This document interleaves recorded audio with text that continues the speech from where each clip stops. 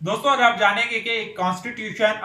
आइन जो है किसी मुल्क का और एक आम कानून जो लॉ है उसमें क्या फ़र्क होता है, तो दोस्तों याद रखें कॉन्स्टिट्यूशन एक ऐसा सेट ऑफ लॉ है, ऐसा सेट ऑफ प्रिंसिपल है जो कि